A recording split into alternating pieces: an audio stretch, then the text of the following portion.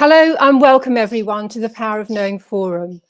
Thank you to Prem, Kumar, our host, and welcome to our panelists, Thomas Welsh, Sunil, Kumar, and Rajiv, Bajaj. This is session 21 of our Women as Wealth Co-Creators series.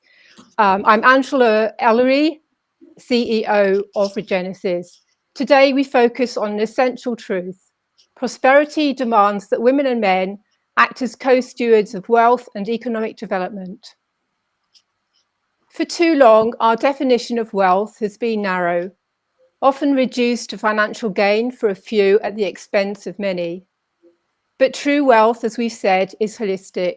It encompasses human well-being, societal resilience and environmental sustainability, and the prosperity of future generations. Today, we look at three systemic holographic shifts we need. Firstly, redefining prosperity, shifting from a financial-centric model to a holistic one that values all forms of wealth, including social, environmental, and cultural capital. Secondly, integrated leadership.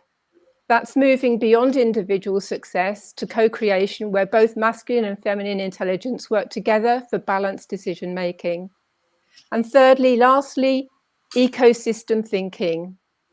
Here we're talking about rebuilding economic, governmental and corporate systems to be multidimensional, ensuring long-term sustainability and value for all our stakeholders. We've looked at the research which consistently shows that businesses and economies integrate gender-balanced wealth creation experience, higher innovation, increased profitability, and greater resilience in times of crisis. This shift is not optional. It's essential for our future prosperity.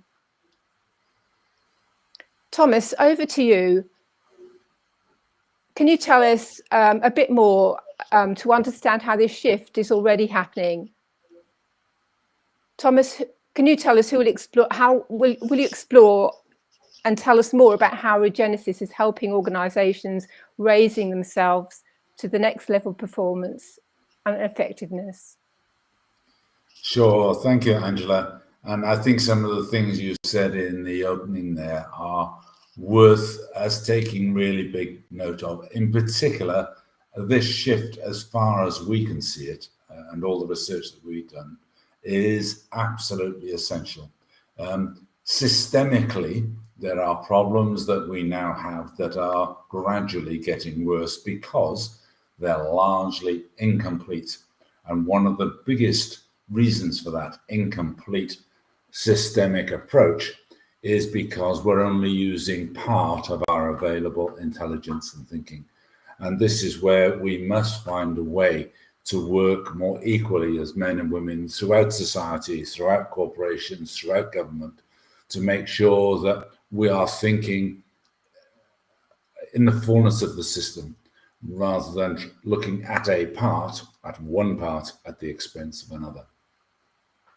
So this kind of backdrop is why Regenesis is raising organizations to their next level. Regenesis is a growth engine, and it's a growth engine not that we've invented. It's come out of working with thousands of men and women, managers and executives and directors throughout multiple sectors over many, many years. Up until now, this has been kind of almost in test mode, but also I think we used it as a consulting model. It was expensive to access and it made a big difference, but we restricted it to a few. In the last few years, all of us working together in the Regenesis team, we've decided, well, we've realized how important this is to release this now to the wider world. And that's exactly what we're doing. The Regenesis approach is fundamentally about transforming organizations into fully realized entities, capable of delivering value in every dimension: profitability, sustainability, human well-being, and societal good. And I could go on. There are many, many, many dimensions of a truly reborn society and economy At its core, Regenesis is a strategic, planned, and systemic intervention that enhances organizational health and effectiveness through behavioral science processes. We've spent many, many years thinking about these. Why integrated intelligence matters? Well, I think McKinsey is one of the top consultancies in the world, and Harvard, one of the top business universities in the world, and its Harvard Business Review and the UN have consistently found that organizations with gender balanced wealth creation, one, achieve higher profitability. McKinsey reports a 21% increase in profitability, we've mentioned this before, for companies with gender diverse executive teams. I mean, it's irrational not to do that because you'd be 21% less. It would be bizarre to follow that strategy knowing that fact. Number two, gender diverse organizations make better strategic decisions. Research shows that gender balanced teams outperform in complex problem solving by 87%. I mean, I think that's staggering. And the biggest thing, of course, is those organizations persist for longer times. So number three is they are more sustainable. When women input equally with men in leadership roles, they tend to invest more in long-term strategies and social responsibilities. Without that, the danger is that one side or the other will become more short-term. And I have to admit, as a man, it's usually men that think shorter term. That's their strength, but it's also their weakness. This is why Regenesis, whoever's it is, but we happen to have one that we've been working on. It's ready to go right now for a long time. But whoever's Regenesis it is, whatever way we use to rebirth, reinvent, recreate our economy and our business structures and our governance structures, well, it's crucial. It helps businesses and organizations and governments shift from incomplete and maybe outdated competitive models to a regenerative, co-creative way of operating that ensures long-term wealth and creation for all. Regenesis assumes and presumes women and men will function equally in all management, leadership, and wealth-creating roles. Quite simply, as I said before, because not to do so would be completely irrational. And why would we do that? So I'm going to hand over to Rajiv in a moment and ask him to dive into what this means for larger organizations, including government perhaps, public and private. And what I'm going to look to Rajiv to do is to discuss why a paradigm shift at all government, governance, and decision-making levels is essential for better performance and sustainability. Rajiv. Thank you. Thank you very much, Thomas. I think we are discussing a very important aspect of the gender diversity and, of course, why large organization and governments must change. This fact is well realized by all the people who are managing the various governance positions in government as well as in the private sector. So corporations and governments and institutions, they wield immense power in shaping economic policies, social expectations, and societal structures. Yet decision making at these levels remain predominantly male driven, and that's a fact. We all know that. So often reinforcing outdated systems that no longer serve humanity for its long-term needs. They continue, and the fresh perspective or the new perspective, doesn't come in. So that's where I think the need for the change is felt by one and all, and that is where the lots of research has gone into this aspect. multiple agencies have done a research on this and found that this must change. And of course, there are various factors which are contributing to this thought process. But I think business growth is considered to be one of the important factor which drives people to go for this gender diversity. And also the equity and inclusion in the social structure.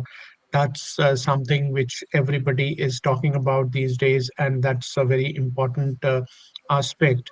Um, and I have seen personally, because I uh, am a governance professional, and I keep dealing and dabbling with companies on their corporate governance policies. Uh, they they have realized that better governance and policy making happens in the if you have women on the boards of the companies, and women on the helm of affairs of the companies. And that is where I think last time also I mentioned, in India there's a law that there has to be a woman director on the boards of the listed companies, so that there is a gender equality. But it's only one woman director. So I think there is a need for creating a balance there also. Maybe a more gender equality can be there, because if it is a board of 12 people and only one woman director, still they may not be heard that much. Also, I feel it adds to the talent attraction and retention, and of course it adds to the reputation of the organization. And the lots of innovation and creativity happens once we have more gender equality. So research based imperatives for change talk about these three important factors. One, diversity drives performance. Uh, and of course, there's a global study by the Peterson Institute for International Economics, and they found that companies with at least 30% female executives experience a 15% increase in net revenue margins. So the study very clearly suggests that the profitability goes up if you have a balanced gender diversity, and if you have women on the board. And also there is a factor of resilience in crisis. During economic downturns, organizations with balanced feminine and masculine leadership are 25% more likely to outperform competitors due to more adaptive decision making. And that's a known fact to everyone. So it is leading to people getting into that change mode, and they are very much adaptive to this change. Then the long-term growth aspect is also there. The World Economic Forum states that economics uh, with higher gender equality experience faster GDP growth. So economies and more prosperity, lower inequality, and greater innovation. So the exactly the point I was making, that innovation is fostered through the overall economic progress. It really leads to lots of activities which lead to the change in the overall governance structures of the organizations. So governments and corporations must restructure their governance models to fully integrate feminine and masculine intelligence, ensuring decisions that drive economic growth, sustainability, innovation, and long-term wealth creation have got women fully and equally built into every level of government, wealth creation, management, and leadership. And that's the message we all want to give you through the Regenesis. When we talk about our ethos, I think this is the way we actually look at the change which must come. So I will now pass it on to Sunil to talk about startups, MSMEs, and scale ups. Sunil will now explain why the need for change is even more urgent at the grassroots level. Over to you, Sunil. Thank you, Rajiv. I think times and again we are discussing that participation of women, resources, and the capability of the utilization of the capability of the women is very, very crucial for the organization. The good point is that the message and the attention given by the government has paid the result. So it is showing that MSME and that is the participation of women in MSME is indicating a positive trend, and that is towards gender inclusivity in the business, contributing significantly to the economic growth.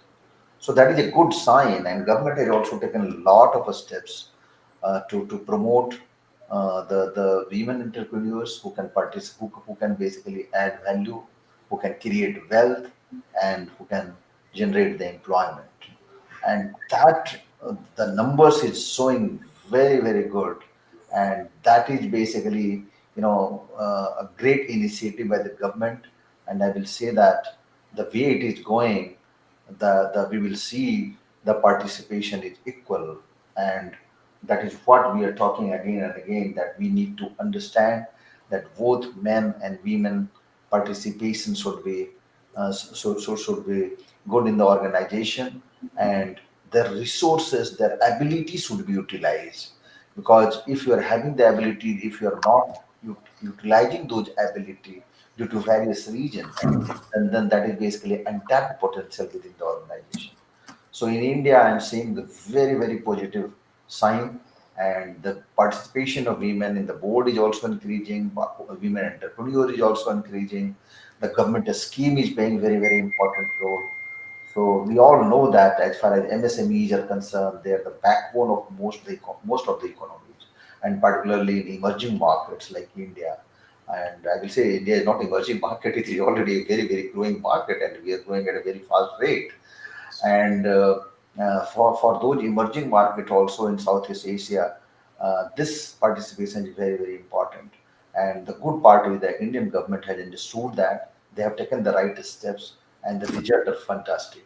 But in the absence of gender balanced leadership in some sector is, which limits the potential for the growth, innovation, and long-term success. That in sector specific you will go, then in some sector still a lot of things to be done. So, but the good point is that uh, across the sector, across the leadership, everybody has understood that the potential and utilization of those potential is important. That is important for the growth. That is important for the innovation, and that is important for the long-term success. We are seeing that the type of innovative thought women bring sometimes, that has created a big impact in some of the organization. I have experienced in one of the clients where I was working. I was just mentoring those clients, and they were having a lot of female or female staffs, female resources. But when they brainstorm, they were not on the leadership position. When they have started doing that, then lot of new thought has come, and after that, when they have put those thoughts and streamlined and aligned those things, that has given a big impact and big result for the organization. So as far as the global data is also concerned, that is showing a good result. So if we have to uh, refer some global data, then there's higher survival rates. So a startup with gender balanced are basically 1.4 times more likely to succeed. This is the global data, and scale effectively. This is the data of the BSG, and this we have to believe, and this is a very encouraging data. When you use a growth engine like Regenesis, then those external I always used to refer Regenesis or any consulting firm. For us, I will say that it is a proven thing. So when you use a growth engine like the Regenesis and build it as an essential presumption from the very beginning, you massively stack the odds in your favor to achieve the greater success. And why the external eye is important here? Because that external eye has worked with different clients. They have understood the importance of the resource, importance of the utilization of those talents. They have understood the hidden potential within your organization with those talents. So we have executed that, we have implemented that. So when you will take the services of a Regenesis or any external eye, a proven body, then those those organizations, those consulting organizations like Regenesis, what we have done with a lot of our clients, that we will go and we will ensure that hidden potential within your organization can be utilized in a better way, and that will give the good result. The second important is the increased investment and involvement. So female-led startup generate more revenues per dollar of investment, and that produces higher returns for investors. Here is nothing, whatever data we are talking here, we are just trying to say that there are potential. The need of the hour is to understand that potential and utilize those potential. The third is sustainability as a scale. MSMEs that embrace gender inclusive leadership are more likely to adopt sustainable generative business model and practices. And that is good for the organization.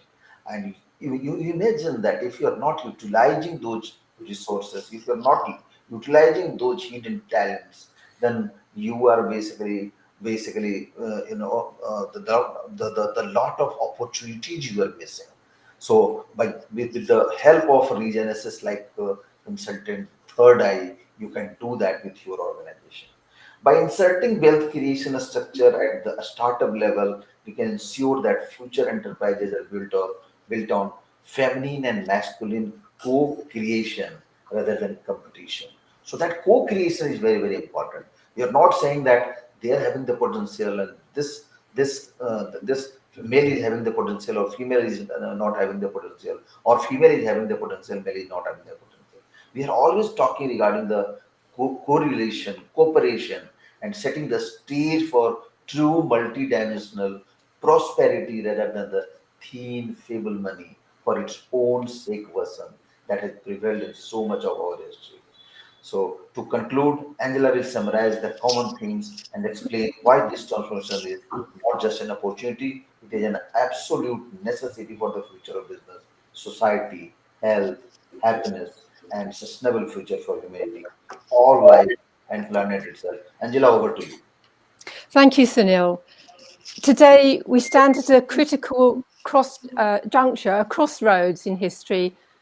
The future will be shaped by those who recognise that wealth is not just about money. It's about a thriving, healthy, happy, peaceful, sustainable, and just world for all of life. Regenesis is an inclusive model which prepares us for future-ready business. Larger corporations aim to shape the culture and structure of communities and societies. There is still much to be done to build more gender-balanced diversity to meet the needs and more innovative, adaptive governance and long-term wealth. We need this change at every level, particularly for new business and startups.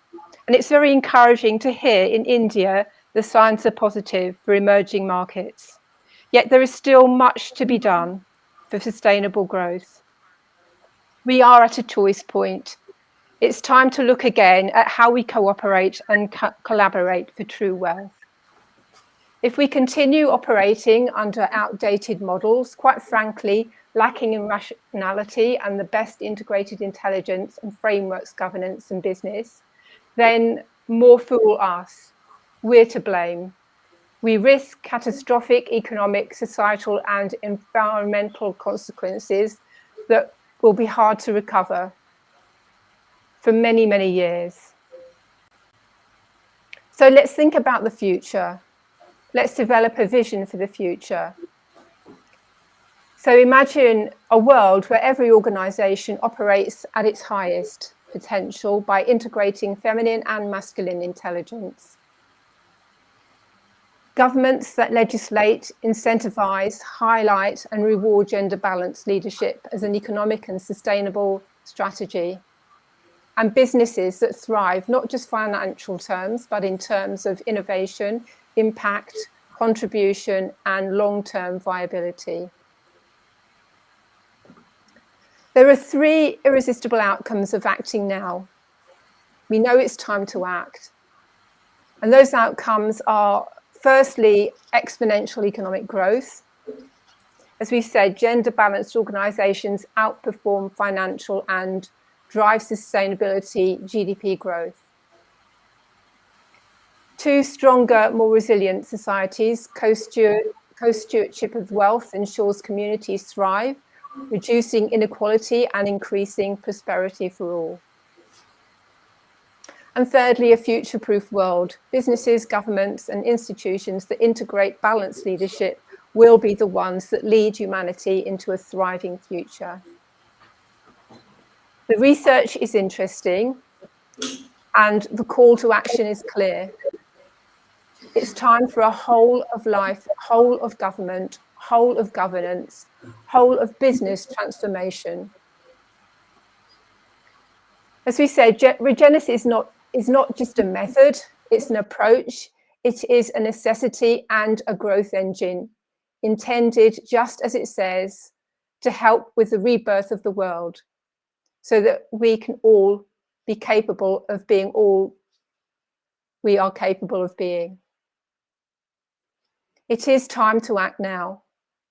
We want many more men and women to come forward and take Regenesis to the people and organisation in all walks of life.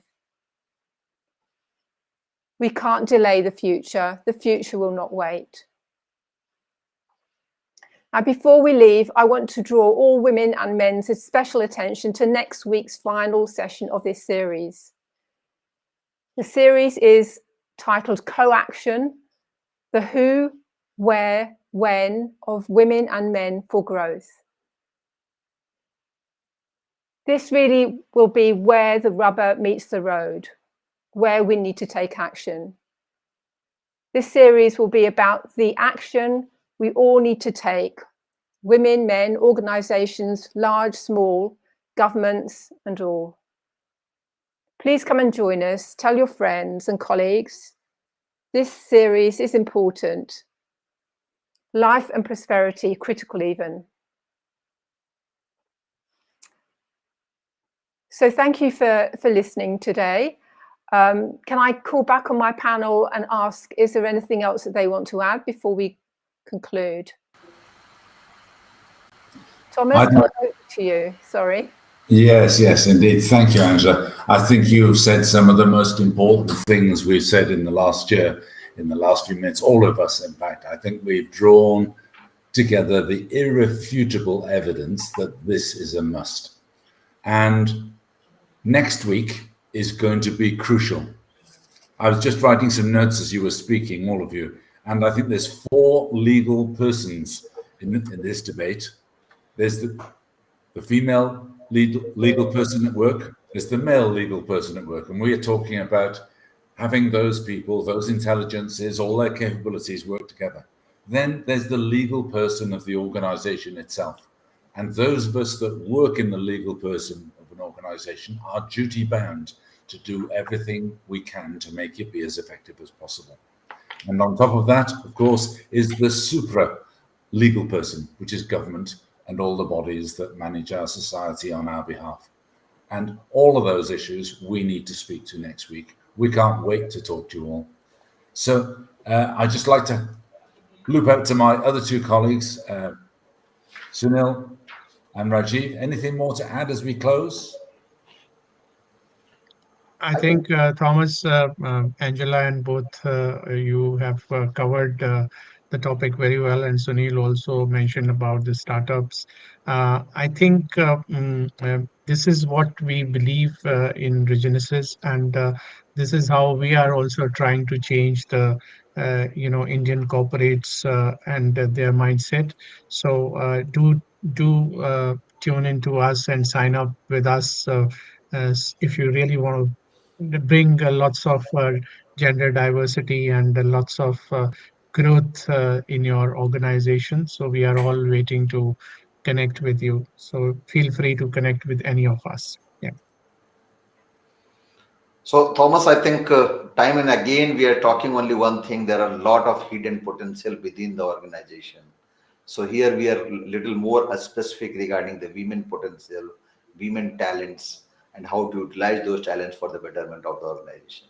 So please do contact us and make sure, and we will make sure that those potential can be utilized in better way for the growth of your organization.